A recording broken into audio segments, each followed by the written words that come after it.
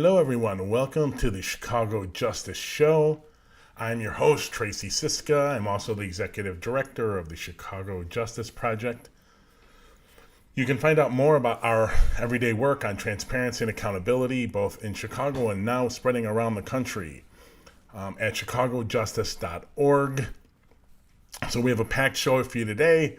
Our main segment today is on Lightfoot and her issues with torture between being a candidate and being a mayor, and just what the differences and the flip-flops that have happened since she got into office. Then we're going to talk about the Sun-Times editorial on police reform. Mayor Lightfoot sticking the first new Boys and Girls Club in many years in Chicago is going to be constructed on the police academy grounds. I don't understand that. Then we're going to talk about an editorial from the Sun-Times, again on gun law loopholes. And then we're going to turn to national stuff and talk about myths around defunding, what's happened in Charlotte related to policing, and how the police have pulled back and made less arrests. And actually, for most, if not all of that time, it has meant less violence too, which most people talking about defunding don't want to talk about. So that's what's on tap for today's show. Here, before we get into our first main segment, I want to talk to you about sponsorships. We would love to do this show more often. We do it 3 times a week. Love to turn it into 5. We'd love to be able to stream the city council, the police board meetings, Cook County board meetings, and the General Assembly when they're dealing with criminal justice issues. But we need your support to do it. You can go to our site at chicagojustice.org and hit donate, and you can donate to sponsor this show. If you want to do a corporate one, let us know at info@chicagojustice.org, and we can customize a sponsorship program for your company. Wonderful. Here's our first segment today.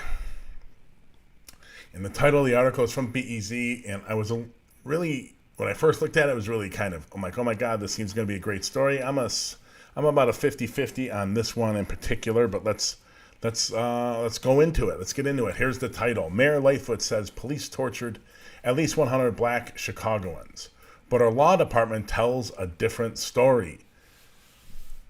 This basically has to do with the fact that the mayor, when she was running and head of the police accountability task force, says, oh yeah, Burge tortured over 100 people. Him and his men did it. And yeah, it actually happened. And yeah, no problem. It's absolutely true. And then when she gets into office, everything's a flip-flop, right? Because that's what politicians do. They flip-flop, and Mayor Lightfoot is an expert at flip-flopping. The only thing she might be better at, actually, is pointing fingers at others.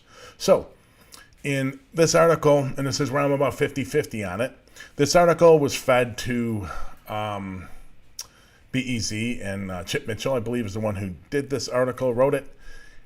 I'm sure it was fed to him by the civil rights lawyers that are suing the city right now on behalf of one plaintiff named James Gibson, who did many, many years, I think 25, 30 years, got out, got a certificate of innocence from the governor, and he's suing for all the time he did for no reason and for the torture. And the largest settlement to date related to Burge and all of his misdeeds and all his cronies' misdeeds has been $10.2 million. Gibson is suing for 65. Of course, it's in the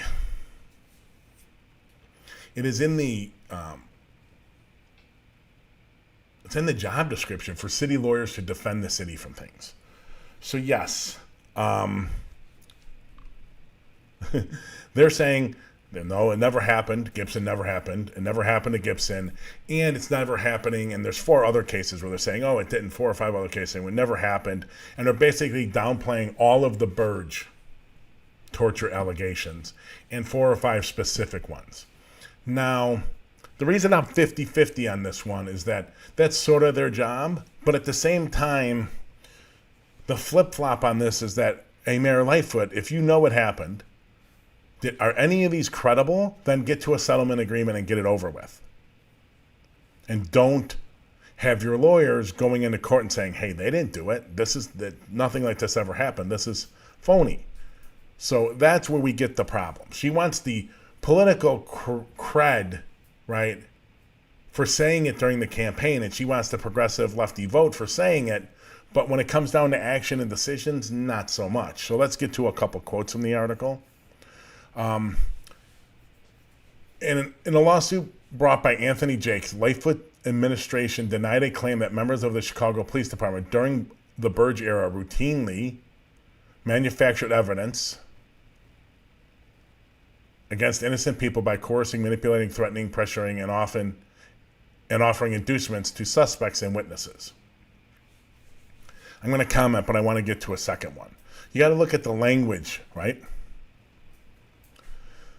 June 3rd, 2020. In a lawsuit brought by Arnold Day, Lightfoot administration denied that it was common for suspects interrogated by the Chicago Police Department during the Burge era to falsely confess under extreme duress and after suffering abuse to committed crimes to which they had no connection or for which there was scant evidence to suggest they were involved. The city also denied that the CPD had a widespread practice of coercing suspects using physical and psychological evidence.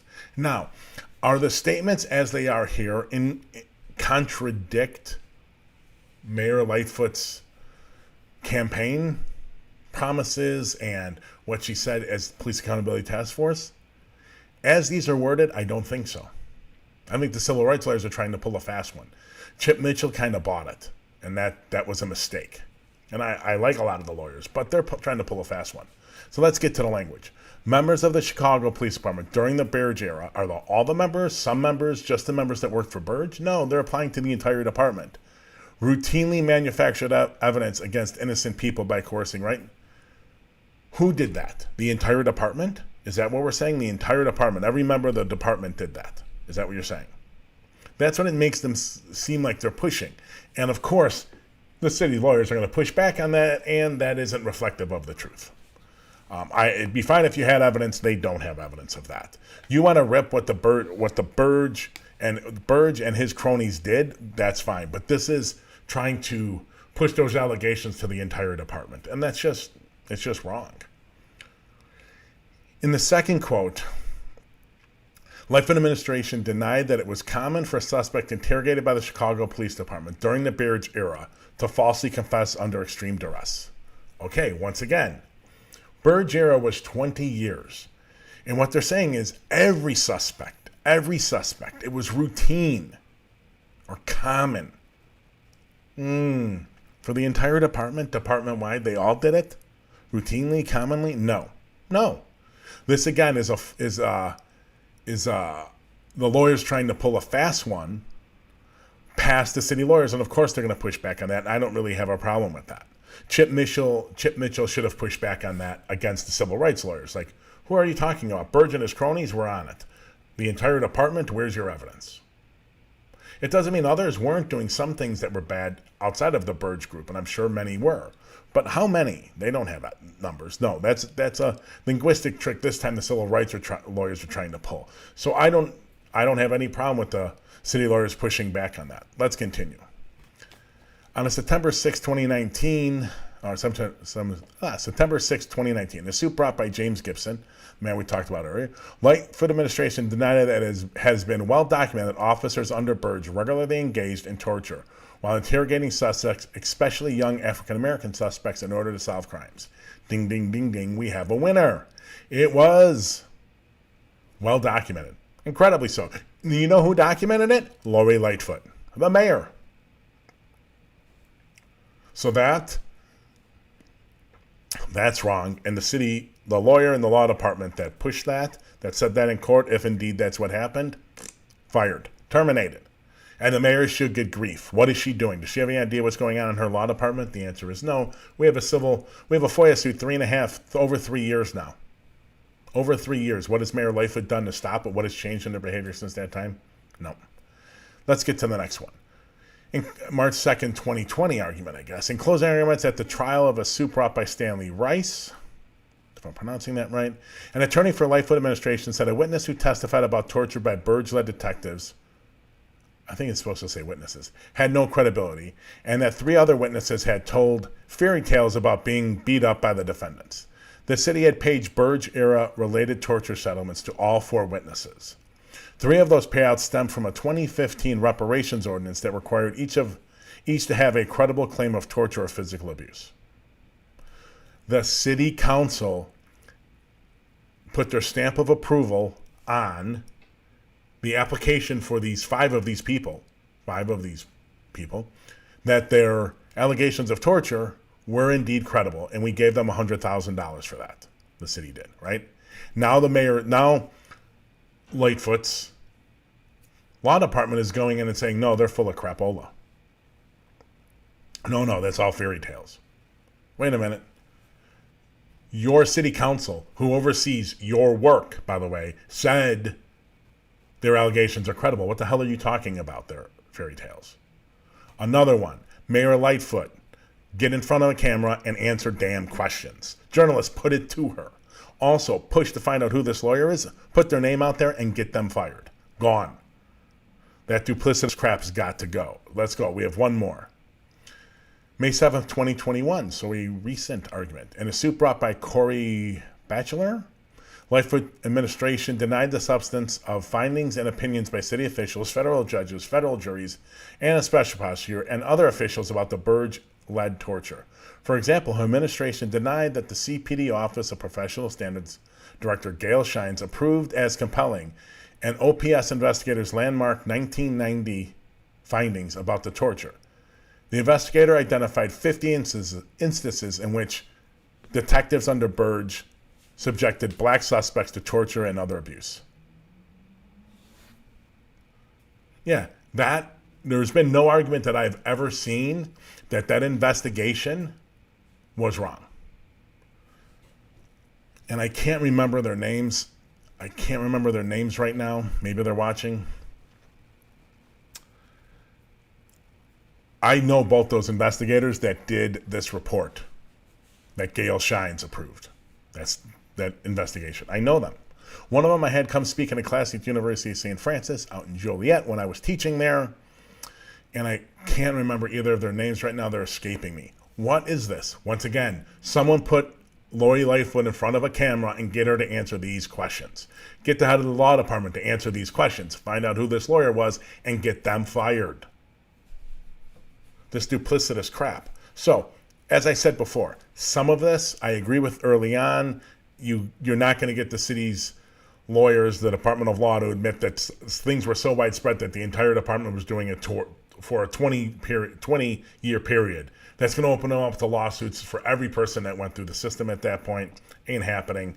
That was a failure by Chip Mitchell that made it into the article without being pushed back. The rest of the stuff, put a camera in Lightfoot's face. BEZ should air this every day until she answers questions, every day until the head of the law department answers questions. The Trib, the Sun-Times should have it on the front page every day until she does.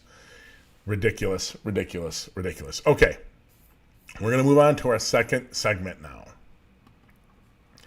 This is a Sun-Times editorial titled, "Any Way You Cut It, Significant Real Police Reform is Coming to Chicago." Okay. I would love to say that this reform is going to make a difference. It isn't. Even if we get the compromised version of the community commission, because that's what this is talking about, even if we get the compromised version and we get a binding referendum, and I think the binding referendum would probably pass, I still don't think it's going to make that much of a difference on brutality in the city and bad policing. I just don't think it's going to. I hope it does. I don't think either one will. I think even much, much, much less so from the mayor's version. Will not do anything. And this is what this editorial from the Sun-Times is backing the mayor's version of the community commission. Now, she did take some aspects of the compromised version when she wrote hers. But why the hell would I allow a politician who campaigned on passing the GAPA version, Grassroots Alliance for Police Accountability version, that was active when she was running for mayor in 2019, why would I let that politician who campaigned on passing it in the first 100 days, 730 plus days later, pass a watered-down version she wrote by herself with no community input after community groups, several, probably a couple dozen, have spent 5 years working on this community commission. No, it's a joke. And this is why I think we should do away with editorial pages completely. They're useless. Fire all of the editors, for all the people on the editorial board, and hire journalists, hire investigative reporters. We'd all be much better off. We don't need any lame, bootlicking, power worshiping, mostly white people, telling us what they believe when they don't know what the hell they're talking about. The Trib and the Sun-Times are always going to push the weakest reform they possibly can. The weakest version. The mayor's version will do nothing. Zero. This is theater. Passing it is a joke. Joke. Don't pass it. Period. It's a joke. And it probably will pass. Because, once again, the city council is worthless. And if you can, we're going to show you Tuesday morning, 9 a.m., how worthless is the city council on policing and police oversight. We're going to show you. We're releasing a report Tuesday morning, 9 a.m. Central. You can go to our website and get on our mailing list if you want to get immediate notification of that, or follow us on any of the platforms you're watching us now, and you'll see that report, but pretty worthless. But let's get back to this article. The big issue is who has power. Now, tell me if you can. You got comments, I get them all from either any of the platforms. I can get them right to me on my iPad here. What has been good in Chicago policing from that we should retain mayoral control over who hires and fires a superintendent? What have they done good for Chicago? Can you think of the list of fools and politically corrupt and abusive and horrific, almost all of them, superintendents we have had? David Brown, current one, he's a joke and a fraud. I'm not going to back the guy from LA, wasn't here very long. Eddie Johnson, he burned down in flames and should have never had the job. McCarthy, Superintendent McCarthy, he had a horrible history in New York. He should have never been in Chicago. His policies to transform the police department into New York failed miserably. That's why Beck undid them immediately, and Eddie Johnson undid them more. Eddie Johnson undid them more, then Beck undid them more, and Brown undid them more. Right? You can go on the line. I guess the least probably corrupt was the FBI guy, Jody Weiss. I don't know if he was a good superintendent, but he's probably least corrupt. Phil Klein, horrific, should have never been police superintendent. So you look at just even the recent past. What of that crew makes you say, oh yeah, you know what, the mayor you pick well, you should have control over it? I don't see that. I don't see it at all. Zero. So let's go to a couple quotes. We stand firmly with the mayor on this. The mayor retaining control over the hire and fire the superintendent. The people of Chicago will always demand action from the mayor, not some semi-anonymous elected board. When crime rates soar, the police screw up. Strip any mayor of that most basic power, the authority to hire and fire the superintendent, and watch accountability fly out the window. Chicago, tell me where accountability has been good in Chicago. Anyone, tell me. It's been 120 years. You have some time. Tell me where it's been good. Tell me where it's been good. How the hell does the Sun-Times say this? Watch accountability go out the window. What accountability? Where? Where has it been good? Right? Where has it been good? Laquan McDonald, SOS unit going bad, Joseph Majanowski, Austin 10. I'm missing some. I'm sure they're not all rushing to my head, not to mention 20 years of Burge. But you can go unit to unit, year after year after year after year, and find the corruption and scandals and robbery and brutality and murder. Where's the accountability been good? How much worse could the accountability be? By an elected board. And by the way, Sun-Times editorial board, the mayor is elected. And the only reason the people on whatever board, this commission that's going to be elected, the only reason they're anonymous is because of you. Your paper sucks. Your reporting on crime and violence sucks. That's your fault if they're anonymous. The fact that people in Chicago don't know who are on the police board, that's your fault. The people in Chicago, your readers don't know who's running COPA, that's your fault. You suck. The people don't know who's in the Deputy Public Safety Inspector General's office, that's your fault. You suck. You're in charge of keeping those people accountable. You're in charge of making the public know who those people are. You're in charge for your readers. If you can't do it, you suck. Get out of the business. The editorial board obviously thinks their reporters and their staff can't hack it on keeping anyone accountable. So the only one we're ever going to cover is the mayor. I mean, I bet you half the people in Chicago have no idea who the goddamn alderman is. Is it their fault or is it your fault, media? Is it your fault sometimes? They're semi-anonymous. Bullshit. That is bullshit. They're anonymous because you don't do your work. Because it's easier to send reporters to homicide scenes. It's that body bag journalism. It's been that way for 40 years, 50 years in Chicago, and you just perpetuate it. The fact that they don't know who's on the police board and making a decision and going in every month and going in depth in every month about those decisions, it's your fault. You suck. You have the power to change that. You do not. You just keep licking the boots of power. Mayor Lightfoot's elected. The board's elected. What is the difference on accountability? If the people don't like the superintendent job or they don't like the people who put that superintendent in, they can vote the board out just like they can vote the mayor out. That's a bullshit argument. I don't know if there are good or bad arguments against the commission. I am generally in favor of it. I was never in favor of the CPAC's version, the Citizen Police Accountability Council. I was in favor of GAPA's version. I am in favor generally of the compromise version. This is not an argument against it. This is weak, shitty, licking the boots of power crap. And this is what our papers do, especially our editorial pages. Don't blame us for our coverage. We suck, and we can't possibly do the work so you know people that are on the boards and making all the decisions. We can only cover the mayor because we can just stick Fran Spielman, who's horrific. How anyone in Chicago thinks she's good, it's mind-blowing. She's horrific. We just stick her in City Hall and she can write 3 articles a day and we're all set. Angers. Okay, one more quote. What's more significant to our thinking is the degree to which the mayor's plan incorporates other elements of proposals by reform advocates. The police department still would be placed under stronger, though not ultimate, civilian oversight. Civilian oversight sucks in Chicago. COPA, Citizen Office of Police Accountability, I helped write the ordinance to create it. It sucks. The Deputy Public Safety Inspector General's office, I got to tell you, I really like that one, actually. They're doing pretty good work.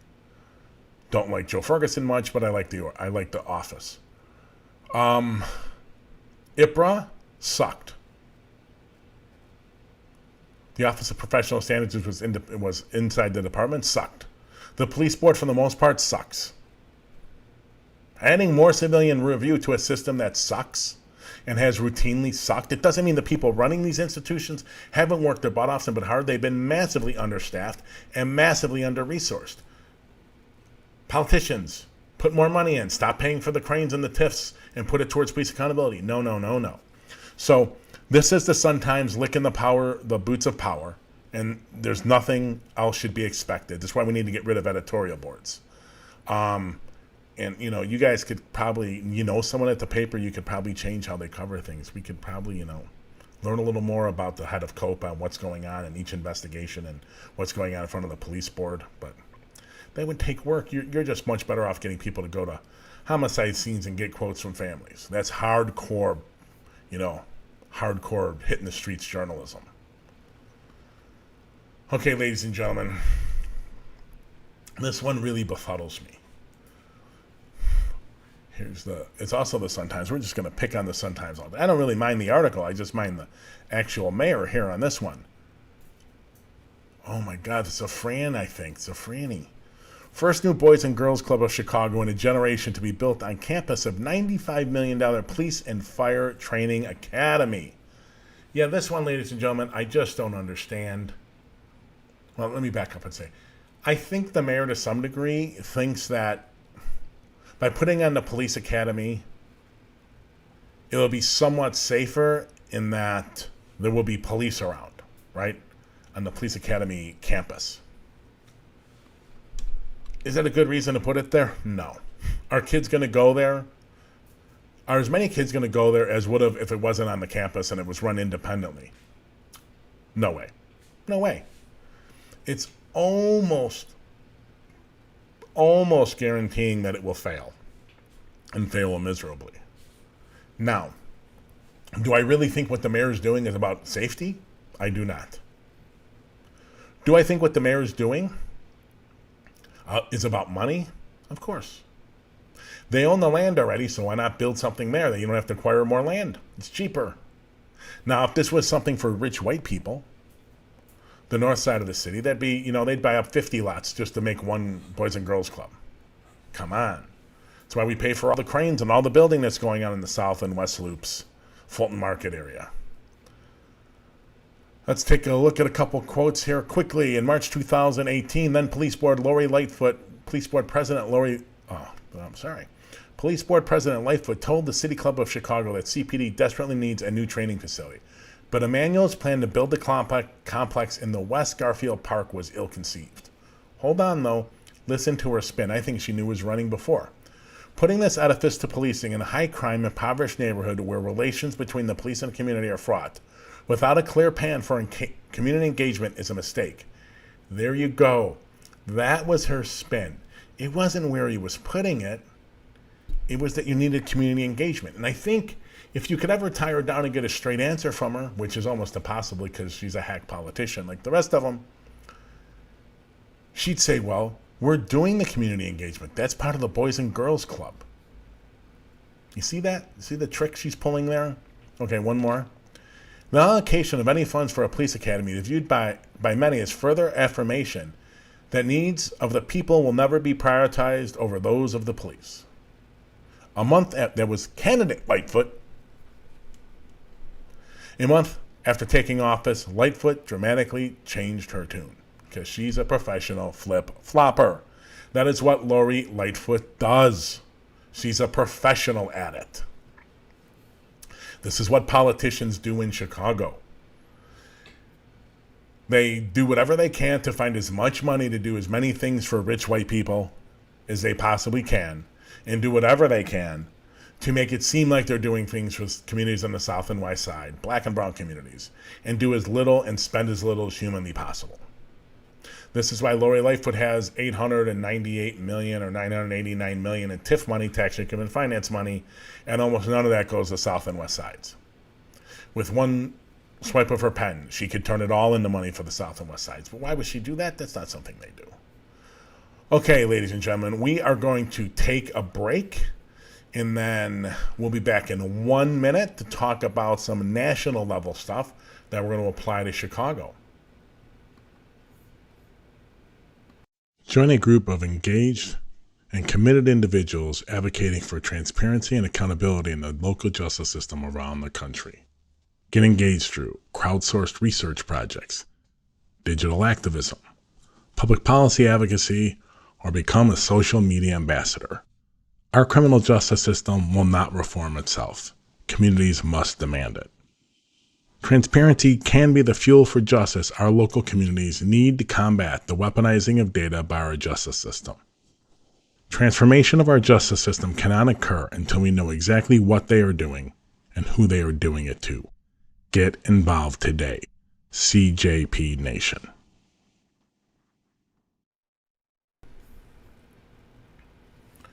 All right, welcome back. So I promised you some national level stuff, so here we go. So, Brookings Institute.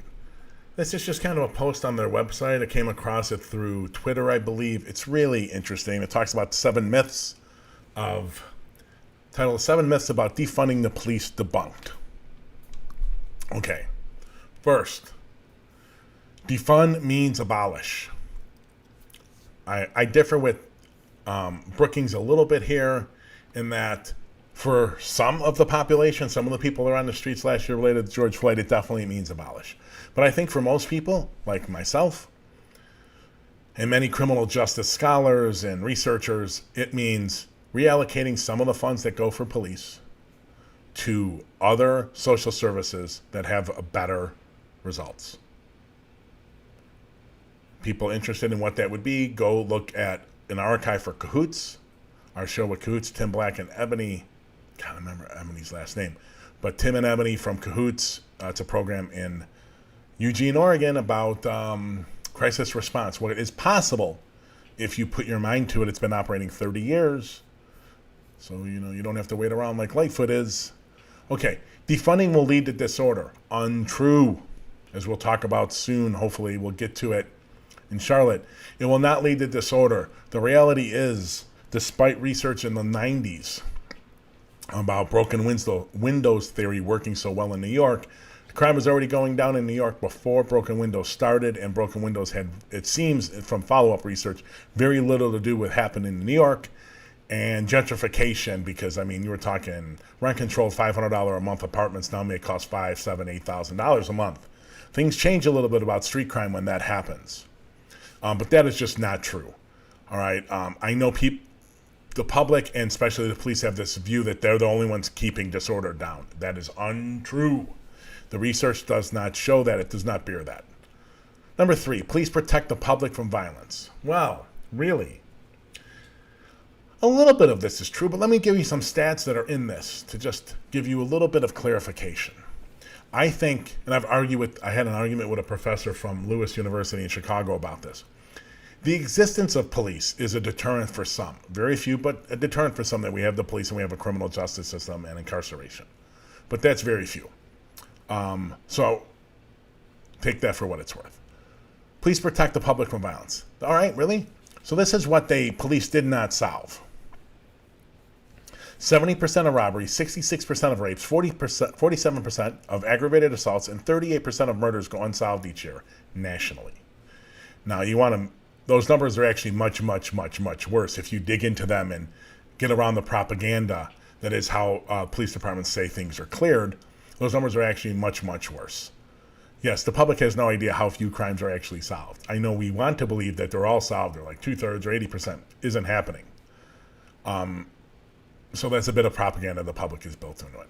Community programs won't work. That is wrong. What doesn't work is arresting a drug addict and putting them in jail where they get access to drugs, or putting them in prison they get access to drugs, and then disconnecting them from their families, any kind of job they were holding, apartment they were holding, family they may have. That doesn't work. Our recidivism rates are like 70% for most crimes now. How much worse could community-based programs and social services and crisis response actually be? Besides the fact that you would free up cops to spend time actually trying to solve robberies and rapes and aggravated assaults and more than 38%, or the 38% of murders that go unsolved. Most police work is focused on crime prevention. Wrong, wrong, wrong, wrong, wrong. The police prevent very little crime in their day-to-day work. Most of it, they would say they do it by arresting low-level people from offending again, but no.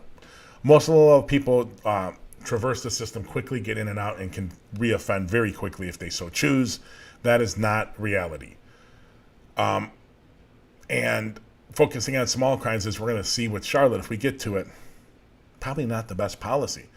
Police officers do not need college degrees. I am strongly, strongly, strongly against this. I understand that not everyone should go to college, but I think it's fair to say if we're going to give people a gun and a license to kill people and use force, and the only people in our society that outside of the Army who's not supposed to use it inside the country, the only people who are in our communities that have that power, they should at least have a degree. Or, hey, make the academy 2 or 3 years and really, really deep train them. Then I'd be open to that. But a 6-month or 4-month academy, no. If it's either that or a degree, then they have to have degrees. Defunding the police is a knee-jerk reaction with no research. Wrong, wrong, wrong, wrong, wrong, wrong. Ladies and gentlemen, crisis response has been up in Eugene, Oregon and Springfield, Oregon for 30 plus years. Eugene for 30 plus years. 30 years. They have a long track record of success. And the reality is, we have the data and we'll be publishing hopefully later this summer. The police spend their times on most of the stupidest things. People think they're running around from murder to murder to murder to murder. They're not. They're not. They're not. They're not. It is not a knee-jerk reaction. There's plenty of research. The cops themselves know. They know who the beaters are on their beats. If you talk to a beat cop, who beats their spouse? They know it. What solution do they have? Well, they arrest the guy. A guy or woman, mostly men, beating their wives or girlfriends or partners. Mostly men. They arrest them. They get out in a day or two, and then the women are in a shitty situation because they lock the guy up, and then there's more violence after that. It's just ridiculous. Drug treatment, they don't give them drug treatment. They're mental health treatment. They don't get mental health treatment. So locking them up for having those problems doesn't do any good. We are a short-term solution society, especially when it comes to services for the poor, for those in the most need. If you're rich and white, we have long-term plans with funneling money like crazy to make you richer. Don't worry about that. If one thing we are good is helping rich white people get even richer. And Lightfoot is no difference. Look at tax increment financing and look what she has done. And by the way, I'm going to tell you what she has done. Nothing to change that system. Okay. We're going to move on to our next segment. And this comes from Minneapolis. Oh, wait. Oh, yeah. Defunding the police has led to more crime. The calls for defunding the police have led to more crime in Minneapolis. Well, actually, he's wrong. Now, how do I know he's wrong? Well, let me just say this. He has absolutely no proof. In getting the evidence in the midst of a pandemic, nearly, if not completely and utterly impossible. This year, these past 12 or 14 or 15 months are comparable to no other 12 or 14 months that we have had in this country for 102 years. I'm sorry, I think it's 102 years. So he has no idea what has caused crime or up. Crime has gone up everywhere. All the major cities have had violence upticks. He doesn't know what the hell he's talking about.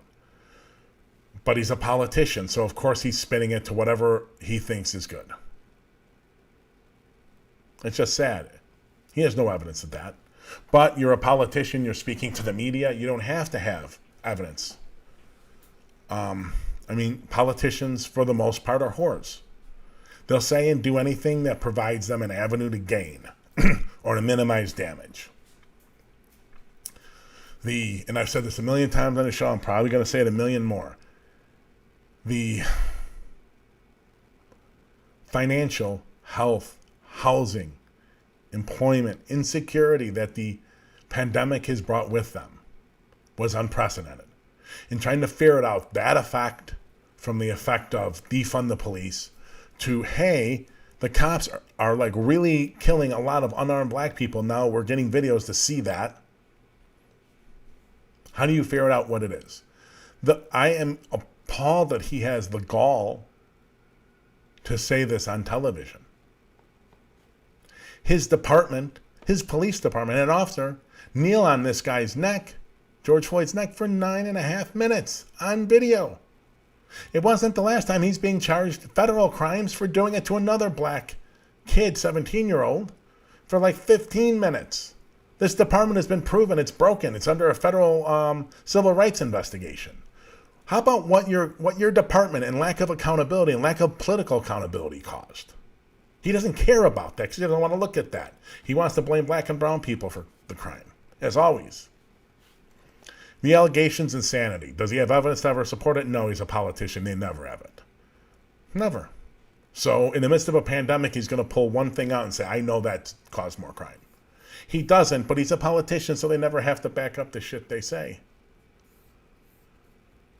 Frustrating, especially from someone from Minneapolis. You think after everything that happened, he would just shut his mouth and go about trying to fix the police department and fix the economics of the city instead of talking like that. But once again, he's a politician, so what shuts them up ever? Okay, our next segment. This one should scare the hell out of all of us. There's an app called Citizen.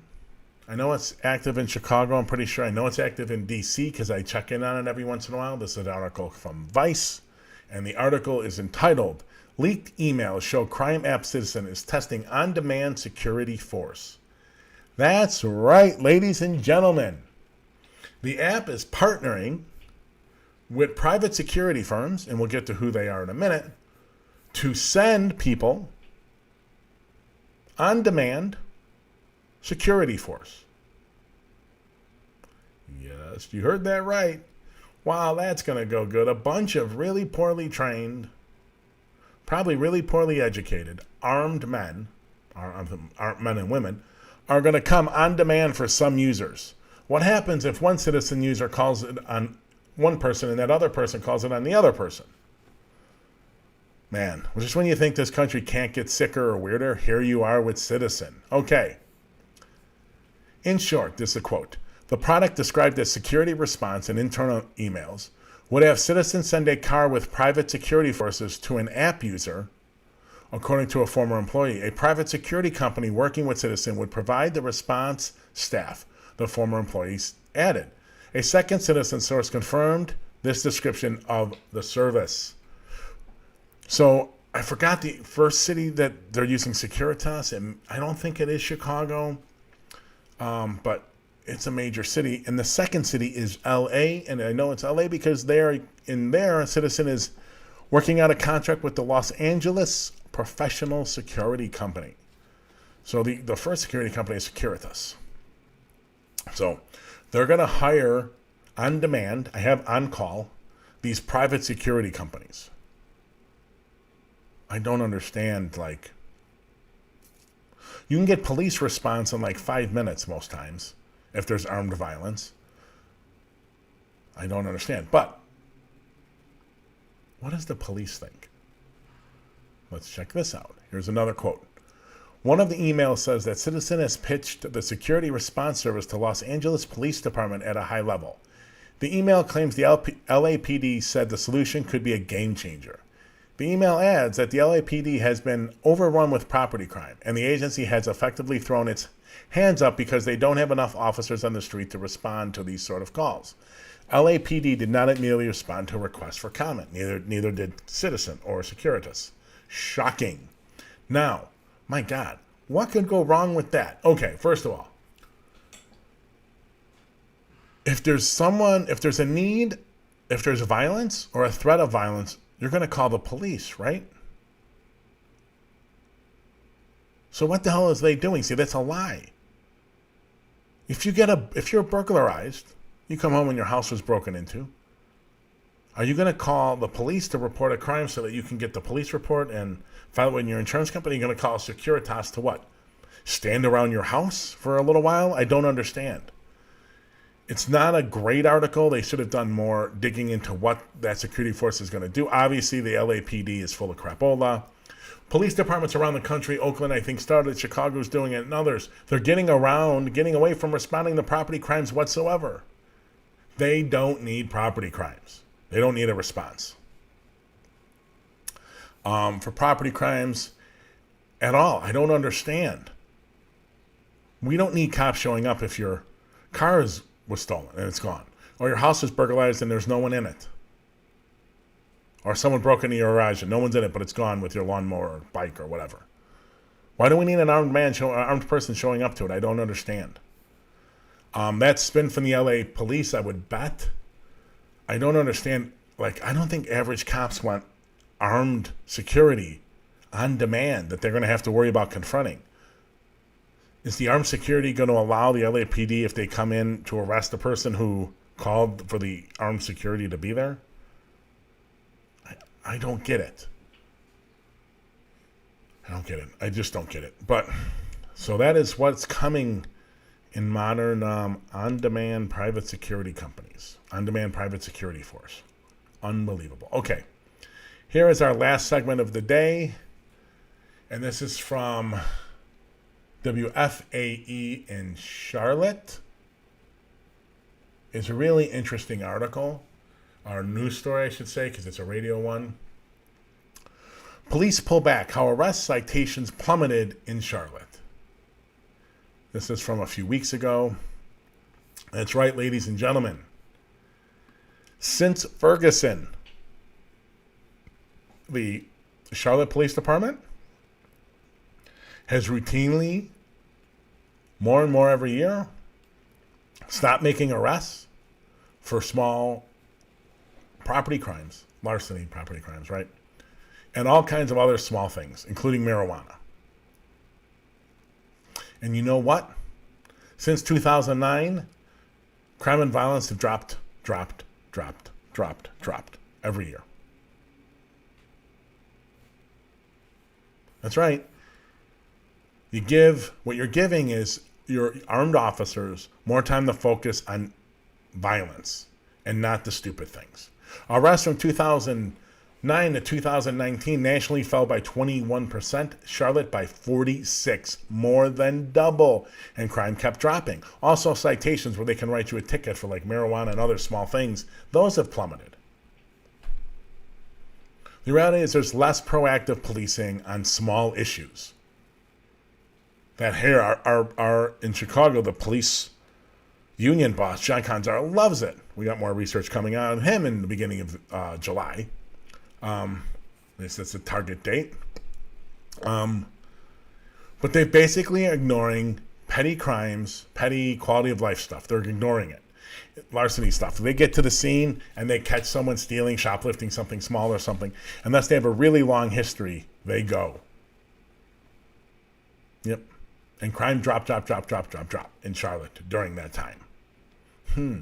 How much do police have an effect on crime and violence?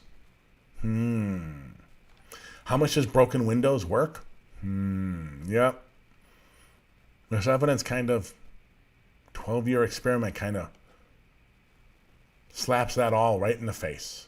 Now, people are going to say, well, homicides, and they did. Homicides ticked up in 2020. I will say it again and again and again and again. You cannot take 2020 numbers and compare it to anything.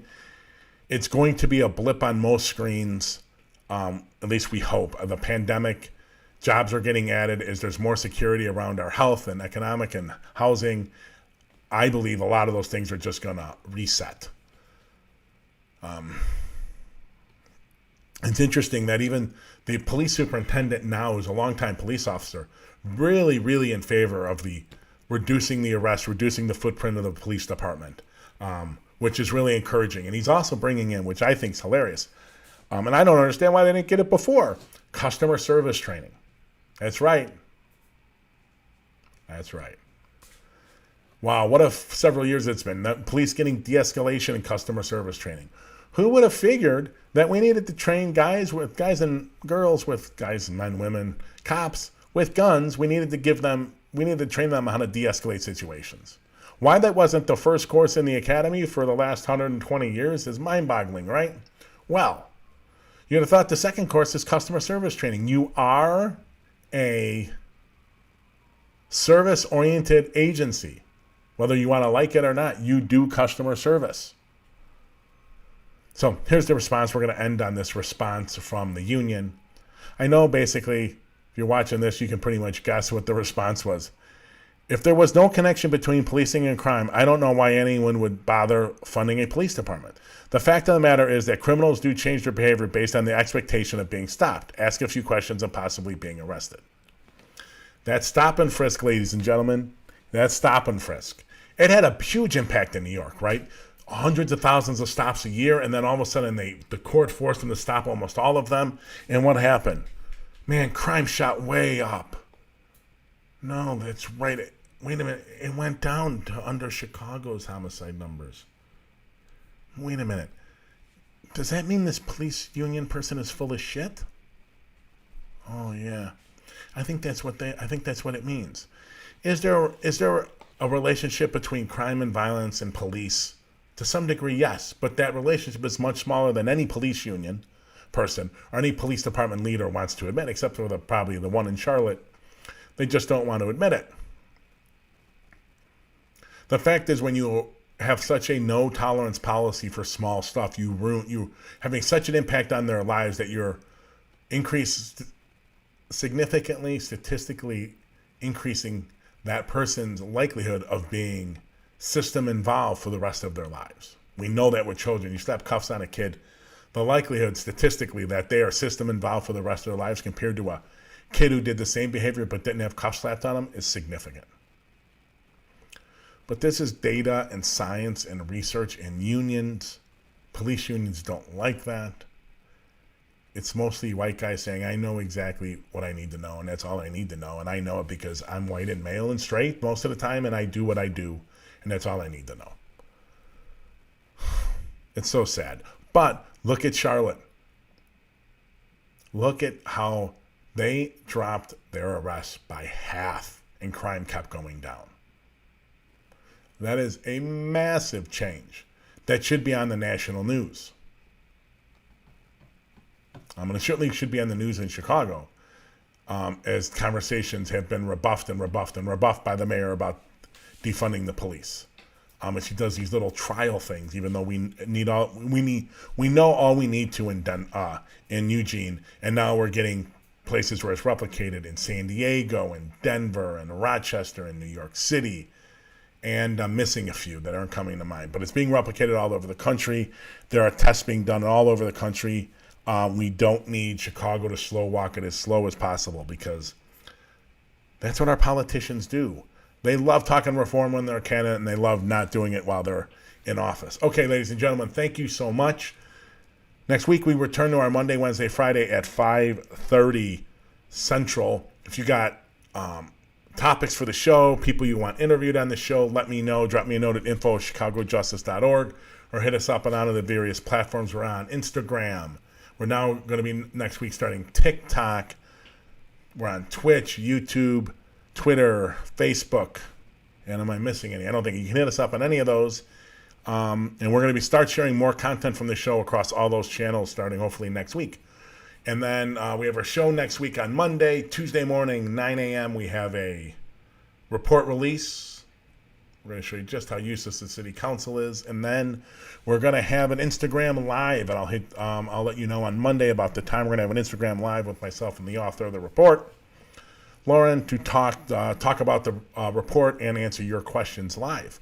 Okay, thank you, everyone. Have a great weekend.